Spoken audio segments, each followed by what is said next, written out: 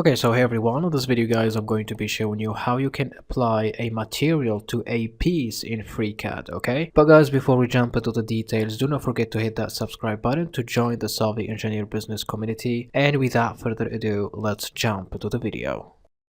Hey everyone, do not forget to hit that subscribe button to join the Savvy Engineer community, okay? And now, let's get started.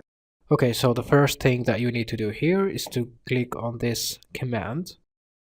Then you go to the part workbench, then you click on the sphere, okay? You click on the sphere, then change the radius from 5 to 30 millimeter.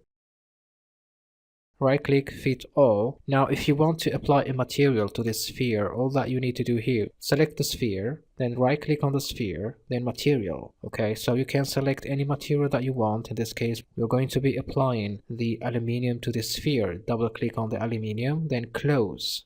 So as you can see here on the screen, this is how you can apply a material to a piece. And in this example, we applied the aluminium material to the sphere of 30 millimeter radius. Thank you guys for watching, and do not forget to hit that subscribe button to catch you next time on the Savvy Engineer Business channel. Thanks for watching.